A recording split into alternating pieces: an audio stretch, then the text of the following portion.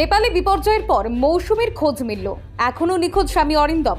নেপালের ভয়াবহ বিপর্যয়ের পর অবশেষে পুরুলিয়ার কোক্স কম্পাউন্ডের বাসিন্দা মৌসুমী গঙ্গোপাধ্যায়ের খোঁজ মিলল।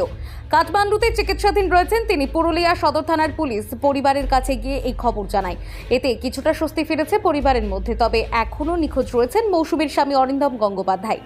জানা গিয়েছে, গত 21শে আগস্ট দুর্গাপুর থেকে নেপালে বেড়াতে গিয়েছিলেন মৌসুমী অরিন্দম। বিপর্যয়ের পর থেকেই দুজনের সঙ্গে যোগাযোগ বিচ্ছিন্ন হয়ে যায়। উদ্বিগ্ন পরিবার বারবার নেপাল এম্বাসিতে যোগাযোগ করেন। অবশেষে মৌসুমীর সন্ধান মিললেও অরিন্দমের খোঁজ না মেলায় এখনও দুশ্চিন্তায় পরিবার। এই পরিস্থিতিতে অরিন্দমের দ্রুত সন্ধানের আশায় দিন গুনছেন পরিজনরা। দেখুন কি বললেন মৌসুমীর ভাগ্নি দীপিকা ব্যানার্জি।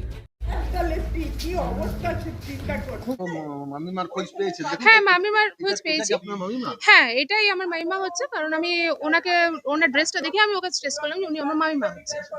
আর ভিডিওটা যখনই এসছে সেই মুহূর্তে আমি বলেছি যে ওটা আমার মামিমাই হচ্ছে। আর মামার এখনো কিছু পাইনি আমরা খোঁজ। মামা তো পাওয়া যায়নি। আমরা ওখানে কন্ট্রোল রুমে বারবার ফোন করছি, জিজ্ঞেস করার চেষ্টা করছি, কিন্তু ওরা কিছুই বলতে পারছে না সেইভাবে। কিছু বলতে পারছি না। তো এখন তো দেখলাম থানার আইসি সাহেব এসেছিলেন। হ্যাঁ, স্যার এসেছিলেন। আচ্ছা, কি বললেন?